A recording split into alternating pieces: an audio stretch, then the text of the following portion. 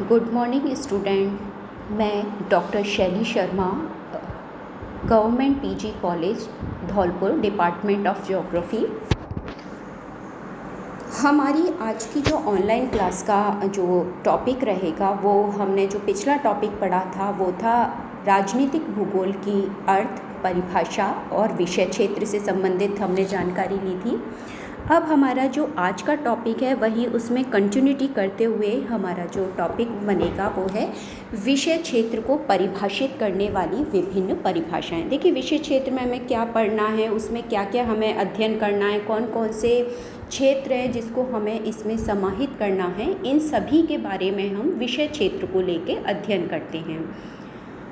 तो सबसे पहले हम विषय क्षेत्र की अगर बात करें, क्योंकि हम राजनीति से रिलेटेड नहीं बात कर रहे हैं, हम भूगोल के परिप्रेक्ष्य में ये बात कर रहे हैं, तो that's why I have told you कि different ideologies related in scope in political geography, there is a most important topic. तो इस वजह से जब हम इस टॉपिक को लेते हैं तो हमें ये पता होना चाहिए कि किस किस स्कूल से निकले हुए स्कॉलर्स हैं, आइडियोलॉजी है, उनके बारे में हमें जानकारी रहे। सबसे पहले अगर हम इसमें बात करें तो हमारे जो फ्रांसीसी ज्योग्राफर्स रहे थे उनके बारे में हम सबसे पहले चर्चा करेंगे। राज्य की राजनीति भूदृश्यावली संबंधी विचारधारा, इनके द्वारा जो राज्य संबंधी विभिन्न द्रव्यमान तत्वों का अवलोकन किया। द्रव्यमान मतलब इट मीन्स हमें जो सामने से विजिबल हैं उनके बारे में हम बात करेंगे। उनका एनालाइज करना, विश्लेषण और मानव चित्रण, जो ह्यूमंस हैं उनके द्वारा क्या क्या वर्क हो रहे हैं उनके बारे में, उनकी जो सांस्कृतिक भूदृश्यावली के अंश के रूप में एवं अन्य क्षेत्रीय प्रारूप के संदर्भ में हम इसके बारे में इन्होंने जानकारी दी। इन्होंने राजनीतिक भूगोल की व्याख्या सीमित दृष्टिकोण से की, क्योंकि देखिए उस समय कम एरिया को ये जान पाते थे, विदेशों से हमारी क्या नीतियाँ थीं या हम विश्व स्तर पे क्या संगठन कार्य कर सकते थे, तब तक वो इतना ब्रॉड हो नहीं पाया था। तो इन्होंने बहुत सीमित, संकुचित, एक तरीके से कहें संकुचित परिभाषा दी थी। फिर भी अध्ययन के बिंदुओं के अनुसार अगर हम इनकी बात करें तो क्षेत्र इनका काफ़ी बड़ा हो जाता है उस समय के आधार पर। तो इन्होंने अपनी विचारधारा में मुख्य रूप से 4 बिंदुओं को महत्व दिया था। पहला था, मैंने आपको पहले ही कहा था, जब हम पॉलिटिक्स पढ़ते हैं या पॉलिटिक्स को ज्योग्राफी से रिलेटेड करते हैं तो उसमें फर्स्ट ऑफ ऑल जो इम्पोर्टेंट है वो है राज्य। अब राज्य है तो राज्य के काम करने वाले भी होंगे, राज्य की सीमा भी होगी, राज्य की स्थलाकृति भी होगी। तो उसी के आधार पे सबसे फर्स्ट ऑफ ऑल हम जो पढ़ेंगे राज्य के क्षेत्रीय लक्षण, जो यहाँ जो भी हमारी स्टेट है उसके फिजिकल जो स्ट्रक्चर्स हैं वो कैसे हैं। तो इसमें अब फर्स्ट ऑफ ऑल हम इसमें पढ़ेंगे स्थिति कैसी है उसकी, आकार एवं आकृति कैसी है, क्रोड, नाभि क्षेत्र। नाभि क्षेत्र का मतलब जैसे आपके राज्य की कोई राजधानी हो, जैसे राजस्थान की अपनी जयपुर है, भारत की बात करें दिल्ली, तो मुख्य केंद्र क्षेत्र जहाँ से सभी प्रकार की प्रशासनिक क्रियाएं कार्यान्वित होती हैं। प्रशासनिक इकाइयाँ, विभिन्न प्रकार प्रशासनिक इकाइयाँ केंद्रीय स्तर पर अलग होती हैं, राज्य स्तर पर अलग होती हैं, डिस्ट्रिक्ट लेवल्स पे अलग होती हैं, तो उनके बारे में अध्ययन करना। तो एक तरीके से इन्होंने एक डिवाइडेशन कर दिया था कि हमें कहाँ से किन किन चीज़ों का अध्ययन करना है। सेकंड इन्होंने लिया था आंतरिक प्रारूप, जिसमें प्रजाति मतलब कैसे लोग रहते हैं, भाषा क्या है, धर्म क्या है, राजनीतिक दल कौन से हैं, भाषा के आधार पे विविधताएं एवं उनका वितरण। देखिए, जैसे भारत का ही हम उदाहरण लें, क्योंकि हम भारत में रहते हैं। भारत में गुजरात और महाराष्ट्र एक क्षेत्र था, लेकिन भाषाई आधार पर उसके 2 डिवीज़न हुए थे। गुजरात अलग बना, महाराष्ट्र, मराठा रिलेटेड महाराष्ट्र में आ गए थे और गुजराती गुजरात में आ गए थे। ऐसे राजपूतों का राजस्थान का निर्माण हुआ था। तो ये भाषाई आधार पर, तो कुछ क्षेत्रों का निर्धारण भाषा के आधार पर हुआ था, जैसे द्राविड़ क्षेत्र है, तेलुगु क्षेत्र है, तो ये भाषाई आधार पर निर्धारण हुआ था। अब जैसे धर्म है, धर्म के आधार पे, क्योंकि किसी भी क्षेत्र में जो धर्म विशेष होते हैं, अगर हम वोट बैंक की बात करें या हमारे मतों की बात करें, तो कहीं ना कहीं आप भी जानते हैं, हम भी जानते हैं कि अपनी जो धर्म है वो कहीं ना कहीं उसको होल्ड करता है। तीसरा तत्व है अंतस्थ तत्व। अंतस्थ मतलब मोस्ट इम्पॉर्टेंट पार्ट अगर हम कहें कि हमारी यहाँ की सीमाएं, क्योंकि देखिए सीमाओं पे हमेशा सीमा जो होती हैं विवादित होती हैं, इसे कहते हैं तलवार की धार। आप चीन का उदाहरण ले लीजिए, इधर से चीन गलवान घाटी में आक्रमण कर रहा है, वो चाहता है आक्रमण कर लें, भारत जगह अपनी क्यों छोड़ेगा, आपके घर की कोई एक ईंट भी मांगे तो क्या आप देंगे। तो वही स्थिति है कि सीमाएं सुरक्षित होना बहुत ज़रूरी है। तो सीमाएं, उनकी आकृति कैसी है, वनीय क्षेत्र है कि पहाड़ी क्षेत्र है, नदी क्षेत्र है। सीमांत क्षेत्र, देखिए सीमा और सीमांत दोनों बिल्कुल अलग चीज़ें हैं। सीमा मानव के द्वारा निर्मित की गई है, जैसे रेड क्लिफ है, डूरंड है, मैकमोहन रेखा है, ये मानव ने निर्धारित की है, पहले से नहीं थी। अगर मैं बात करूं सीमांत क्षेत्र, सीमा का अंत, लेकिन ये अंत मानव निर्धारित नहीं है, ये प्राकृतिक निर्धारण है। जैसे प्रकृति ने भारत और चाइना के बारे में बात करें या भारत या रशिया के बारे में बात करें तो पूरी हिमालय श्रृंखला बनी हुई है जिसको पार करना आसान नहीं है। खैर अब हमारे पास सुविधाएं हैं, हेलीकॉप्टर्स हैं, हम उनसे पार कर सकते हैं, लेकिन आज भी अगर हम वॉकिंग के करके जाएं तो बहुत मुश्किल है, ठंड है। तो ये जंगल आ जाए, एक नदी आ जाए दो क्षेत्रों के बीच में, तो वो सीमांत क्षेत्र होता है। सीमा एवं अंतस्थ संरचना, अंतस्थ मतलब सीमा के अंदर आपके क्षेत्र की संरचना कैसी है, स्थलाकृति कैसी है, जलवायु कैसी है, ये सब इसमें आएंगे। तो ये अंतस्थ तत्व हो गए। चौथा है बाह्य प्रारूप, अंतर्राष्ट्रीय सामूहिकरण। देखिए किसी भी क्षेत्र के विकास के लिए कहते हैं ना, अकेला क्षेत्र विकास नहीं करता जब तक कि उसको सहयोग ना मिले। तो अंतर्राष्ट्रीय स्तर पर देखिए कई संगठन बनाए गए हैं, जैसे आसियान है, सार्क है, ब्रिक्स है। तो ये सारे संगठन किस लिए, एक दूसरे का सहयोग करें, आर्थिक रूप से, कल्चरल रूप से, इन सब देते हैं। औपनिवेशिक प्रारूप आदि। औपनिवेश का मतलब अगर आप जानते होंगे, मेरे ख्याल से पीजी लेवल है तो औपनिवेशिक हम समझते हैं, लेकिन फिर भी मेरा दायित्व है कि मैं आपको बताऊं औपनिवेशिक का मतलब क्या होता है। ऐसा कोई भी क्षेत्र जो किसी के अधीन हो, जैसे भारत, ब्रिटेन, इंग्लैंड जो आप सुनते हैं, इंग्लैंड का शासन हमारे यहाँ अंग्रेज़ों का शासन 300 साल रहा। मतलब हम काम करते थे लेकिन हमारा सारा जो इकोनॉमिकली वर्क होता था या हमारा मिलिट्री वर्क, वो कौन हैंडल करता था, ब्रिटेन से हैंडल होता था। तो एक तरीके से वो हम पे शासन कर रहे थे, तो हम ब्रिटेन के क्या थे, उपनिवेश थे। तो ऐसा नहीं है कि भारत ही एक उपनिवेश रहा हो, विश्व में बहुत सारी कंट्रीज़ हैं, अफ्रीका है, इवन आपकी कोलंबिया, थाईलैंड, ये बेल्ट है, हिंद चीन वाली बेल्ट है, चाइना के कुछ पार्ट्स हैं, बहुत सारे पार्ट उपनिवेश रहे हैं। तो ये औपनिवेशिक प्रारूप क्या है कि कितने क्षेत्र स्वतंत्र हो चुके हैं और कितने अभी भी औपनिवेशिक रूप से कार्य कर रहे हैं, इन सब का अध्ययन हम इसमें करेंगे। राज्य की अगर राजनीति की बात करें तो ये तो हो गए हमारी किसके, ब्रिटिश भूगोलवेत्ताओं ने बहुत अच्छी क्लियर करके उन्होंने 4 पार्ट में हमें समझाया। सेकंड हमारे आए थे अमेरिकन भूगोलवेत्ता, इन्होंने राज्य की राजनीतिक पारिस्थितिकी संबंधी विचारधाराएं दी थी कि पारिस्थितिकी, आप पारिस्थितिकी जानते हो कि पर्यावरण से रिलेटेड हम अगर बात कर रहे हैं तो पारिस्थितिकी से संबंधित हो गया। इस विचारधारा के प्रमुख प्रतिपादक जो थे वो अमेरिकन थे। इन्होंने राज्य एवं क्षेत्रों के मध्य पाए जाने वाले संबंधों के बारे में अध्ययन किया, जिसके द्वारा राज्य के कार्य तथा उससे संबंधित समस्याओं का अध्ययन किया जा सके। इनके अनुसार राजनीतिक भूगोल राज्य शक्ति के मूल्यांकन हेतु राज्य की अर्थव्यवस्था का अध्ययन करता है।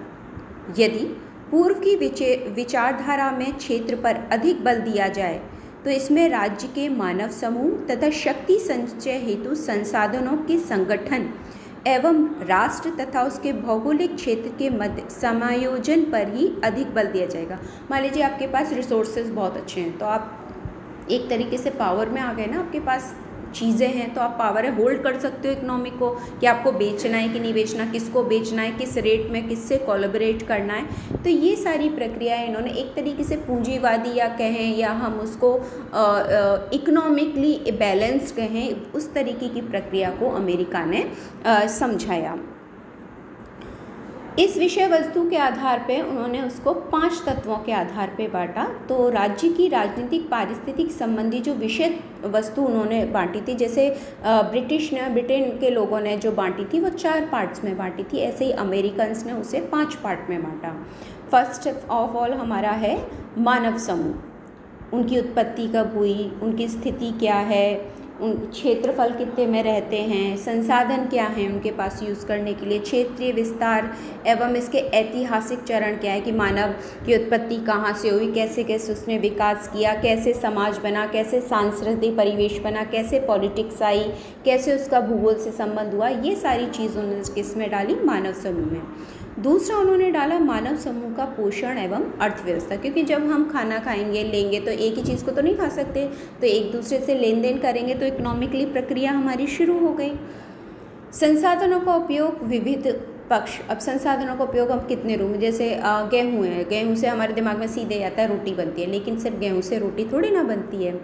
गेहूँ से अगर आटे को हम बांधे मैदा भी बनता है, सूजी भी बनती है, उससे ब्रेड बनती है, पिज़्ज़ा बनता है, वेरियस टाइप ऑफ फूड्स हम उससे बना सकते हैं, मेड कर सकते हैं। तो वो सारी चीज़ें, इंडस्ट्री उद्योग लगाएंगे तभी तो वहाँ ये प्रोडक्शन होगा।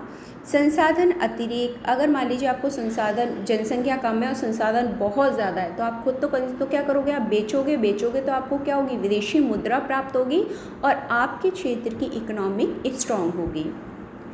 संसाधन संरक्षण संबंधी किया है कि हम संसाधनों को कैसे भविष्य के लिए सुरक्षित कर सकें, क्योंकि अगर आज ही हम सारे चीज़ ख़त्म कर देंगे, आने वाली पीढ़ियों के लिए हम कुछ छोड़ेंगे नहीं तो हम तो बिल्कुल बर्बाद हो जाएंगे।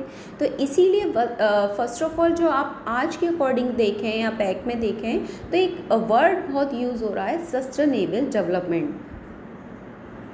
This is related of course resource development and resource consumption criteria, they are both are included। तो हमें ये नहीं देखना कि हमें संसाधनों को बेच के ख़त्म कर देना, नहीं, हमें उसे सेव करना है आने वाले भविष्य, आने वाली पीढ़ी के लिए। तीसरा है संगठन समायोजन, राष्ट्रीय, प्रादेशिक, स्थानीय, इन तीनों से संबंधित प्रशासनिक एवं अन्य। देखिए जैसे राष्ट्रीय मैंने कहा था, केंद्रीय सरकार होती है, राज्य सरकार होती है, अगर अपन डिस्ट्रिक्ट लेवल पे बात करें तो जैसे कलेक्टर मेंटेन करता है, तहसीलदार मेंटेन करता है। तो एक व्यवस्था है कि ऊपर से नीचे तक सब काम बांटा हुआ है तभी काम हो पाएगा। एक व्यक्ति चाहे मैं सारा संभालूँ तो इम्पॉसिबल है। हर चीज़ का एक व्यवस्था है, उस व्यवस्था के थ्रू जो काम होता है वो ज़्यादा बेटर होता है। नेक्स्ट है सीमा निर्धारण एवं समायोजन। इसमें पार्थवहनीय संबंध है, विवादित बिंदु हैं, इन दोनों से। देखिए ऐसा नहीं है कि हमारी सभी से अच्छी बॉन्डिंग हो, किसी से सीमा, जैसे पाकिस्तान से हमारी विवादित सीमा है तो कैसे हमारी बॉन्डिंग अच्छी हो जाएगी, कैसे हम उनसे अच्छे अपना व्यवहार लेन देन कर लेंगे। वैसे ही चाइना से हमारे नहीं है। अभी देखिए रिसेंटली उन्होंने जैसे ही गलवान घाटी की घटना करी, हमारे यहाँ से कोरोना वायरस का जो वहाँ से सुना कि वहाँ से लीक हुआ है, कितना पूरा विश्व बर्बाद हो गया आप ये जानते हैं। इकोनॉमिकली हम डंप हो गए। एजुकेशनल स्टैंडर्ड पे आप देखें तो एग्ज़ाम्स नहीं हो रहे, बच्चों का नॉलेज लेवल इतना बेकार हो रहा है, आपको बुक्स नहीं पता है। तो एक तरीके से उन्होंने पूरे वर्ल्ड को एक तरीके से बहुत ही बेकार स्थिति में ला के रख दिया।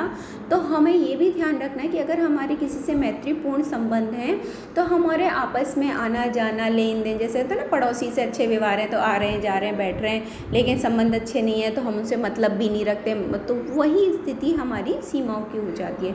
तो हमें विवादित बिंदु क्या हैं उन पर विशेष ध्यान देना पड़ता है ताकि हमारी आंतरिक जो सुरक्षा है, हमारे राष्ट्र की आंतरिक शांति है, वो कायम रहे।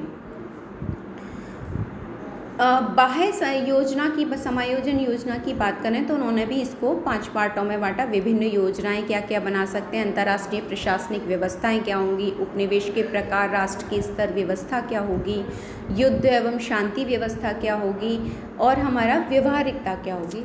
तो देखिए सीधी सी बात है, अगर अंतर्राष्ट्रीय संगत एक स्तर पे ना आए तो लड़ाई 2 क्षेत्रों में फटाफट हो जाए। अब इसमें क्या होता है, जो संगठन होता है वो रोकता है लड़ाई को, क्योंकि देखिए आप भी जानते हैं, मैं भी जानती हूँ कि लड़ाई से कुछ भी संभव नहीं है सिवाय बर्बादी के। आपका सामने सबसे अच्छा उदाहरण जापान का रहा है, नागासाकी, हिरोशिमा। आज भी वो लोग मतलब बहुत डेवलप हैं, इकोनॉमिकली बहुत स्ट्रॉन्ग है, लेकिन आज भी उनके यहाँ की जो पीढ़ी है किसी न किसी विक्षिप्त रूप से पैदा होती है, उनमें कोई ना कोई फिजिकल डिसऑर्डर होता है। क्यों? क्योंकि वहाँ रेडिएशन आज भी हैं परमाणु के। तो आप सोचिए आजकल की लड़ाई देखिए, पहले की तरह तलवार भालों से तो होनी नहीं है, गोलों से होनी नहीं है, अब जो होगी परमाणु। परमाणु का मतलब आप समझते हो कितनी हाई रेडिएशन यूज़ होगी। जो सालों साल, 1 साल नहीं, सालों 100 साल 200 सालों तक बहुत परेशान करेगी। तो इसीलिए हर देश चाहता है कि शांति बने रहे, क्योंकि ऐसा नहीं है कि युद्ध 2 देशों में हुआ है तो वही प्रभावित होंगे, नहीं, पूरा वर्ल्ड प्रभावित होता है। इसी वजह से कहीं ना कहीं उसको शांति की ओर ले जाने की कोशिश की जाती है। तो ये अमेरिकन पॉलिटिक्स थी, जिन्होंने बताया था कि राजनीतिक भूगोल में हमें क्या क्या, उसके विषय क्षेत्र में क्या क्या पढ़ना है, और उन्होंने इसको बहुत ही खोल के समझाया। तीसरा है राज्य की जैविकीय विचारधारा। ये विचारधारा आई थी जर्मन से, ऑब्वियसली जर्मन हाउसहोफर है अपने, मोस्ट इम्पोर्टेंट, रेड जेल वहीं से आते हैं। तो कहीं ना कहीं ये ऐसी विचारधारा थी जिसने एक तरीके से कहें पूरी इकोनॉमिकली जो ज्योग्राफी से रिलेटेड हमारी पॉलिटिकल को इंट्रोड्यूस किया, लेकिन बहुत ही ख़राब तरीके से, एक तरीके से सेकेंड वर्ल्ड वार करा दी। तो उसके लिए कहीं ना कहीं ये कह सकते हैं, हम हाउसहोफर को दोषी कर सकते हैं, लेकिन फिर भी क्योंकि इम्पॉर्टेंट है, हमें आगे की थ्योरीज़ में भी ये पढ़ना है। इन्होंने राज्य के विकास हेतु क्षेत्र की आवश्यकता होती है और राज्य के विकास के अनुसार स्थान की आवश्यकता के ये रेड जेल में, तो इनका कहना था कि आपको अगर शक्ति प्रदर्शित करनी है तो अपना क्षेत्र का विस्तार करो, जो कि चाइना कर रहा है। ऐसे ही पहले जर्मनी करता था, कभी वो फ्रांस पे अटैक करता था, कभी वो अपने आसपास के ऑस्ट्रिया पे करता था, कभी स्विट्ज़रलैंड पे करता था, कभी पुर्तगाल पे करता था। तो ये कंडीशंस उसके सामने रहती थी। कैज़लन के अनुसार राज्य जीव का क्षेत्र शरीर है, सीमाएं अंतस्थ भाग हैं, उत्पादन क्षेत्र भुजाएं, परिवहन के साधन रक्त और राजधानी उसका मस्तिष्क, हृदय, फेफड़े। बिल्कुल सही है। देखिए, जहाँ से काम चलेगा वही तो होगा, राजधानी से ही तो सारी प्रशासनिक प्रक्रियाएं होती है, इसलिए वो उसका मस्तिष्क है। इस विचारधारा को अधिक बल व विकास जर्मन भूगोलवेत्ता ने दिया था, वो थे हमारे हाउसहोफर। महत्वपूर्ण व्यवहारिक योगदान रहा। और उस समय कहें कि हिटलर, आपने सुना होगा, हिटलर पूरी तरह इनके विचारों से प्रभावित था। इन्होंने जो कह दिया, हिटलर तुरंत फॉलो करता था कि मैं इनकी बातों को मान लूँगा तो विश्व को विजित कर लूँगा। जिसमें उन्होंने बताया कि राज्य शक्ति, राज्य की जैविकीय विचारधारा के अंतर 3 आधारभूत बिंदु हैं। पहला है पोषण क्षेत्र की संकल्पना राज्य की, और दूसरा है राज्य की आंतरिक एवं बाह्य क्षेत्र और संबंधित कूटनीति एवं युद्ध नीति, कि आप अपने क्षेत्र को कैसे बड़े स्तर पे ले जाके शक्ति बना सकते हो, अन्य राज्यों को होल्ड कर सकते हो। ये सब इनकी विचारधारा में था। इसके अंतर्गत राजनीतिक भूगोल अथवा भू राजनीति संबंधी विषय वस्तु का अध्ययन मुख्य रूप से 4 तत्वों में किया। एक तो था भौतिक गुण, अभिगम्यता और सामरिक कौशल, प्रजातीय और नृजातीय समूह, क्षेत्र के राजधानी, सीमाएं, क्रोच, उपनिवेश भूमि, जनसंख्या, क्षेत्र, संगठित जीव, क्षेत्र की वृद्धि एवं प्रसार, जनसंख्या संबंधी विभिन्न पक्ष एवं इसकी नीतियाँ, सामरिक, रक्षा नीति आदि। राजनीतिक भूगोल की विषय वस्तु को हम जो बांट सकते हैं, अगर हम सीरियल वाइज बात करें तो फर्स्ट आता है राजनीतिक भूगोल विविध रूपों में राज्य के संबंधों का अध्ययन है। राज्य के क्षेत्रीय लक्षणों, स्थिति, आकार, राजधानी, हृदय क्षेत्र का अध्ययन करना। कार्य में सीमांत क्षेत्र हैं, अंतस्थ कार्य हैं, बाह्य कार्य हैं। राज्य के तत्वों की बात करें तो जनसंख्या के विविध पक्ष हैं, कहीं जनसंख्या ज़्यादा होती है, कहीं कम होती है, कहीं औसत होती है। संसाधन कितने हैं, उद्योग कितने, खनिज कितने मिल रहे हैं। राज्य के अलावा अंतर्राष्ट्रीय और राष्ट्रीय संगठन से अध्ययन करना पड़ेगा। निर्वाचन संबंधी तथ्यों के माध्यम से राजनीतिक प्रशासनिक व्यवस्था के रूप में जानकारी प्राप्त करनी होगी। इसके अलावा राजनीतिक भूगोल में राज्य के बाह्य एवं आंतरिक संबंधों का क्षेत्रीय आयामीय परीक्षण भी करना है। तो सीधी सीधी जो ये बात कहना चाह रहे हैं इन सब तत्वों में कि आपको क्षेत्र के अंदर क्या काम हो रहा है, उन कार्यों को हम कैसे संचालित करें, अपने पड़ोसियों से हमारे संबंध कैसे हैं, उनसे कैसे लाभ ले सकते हैं या उनको किस तरीके से सुरक्षा प्रदान कर सकते हैं या हम प्राप्त कर सकते हैं, इन सब का अध्ययन हमें इसमें करना है। तो आज जो हमने ये टॉपिक पढ़ा वो है हमारा विषय क्षेत्र के जो बहुत सारे स्कॉलर्स जो स्कूल्स थे, अमेरिकन, जर्मनी, ब्रिटेन, उन्होंने अपनी क्या क्या विचारधाराएँ दी उनके बारे में आज हमने अध्ययन किया। तो आज हम सिर्फ इतना ही पढ़ेंगे। अगला टॉपिक हमारा होगा वो होगा राजनीतिक भूगोल की प्रकृति।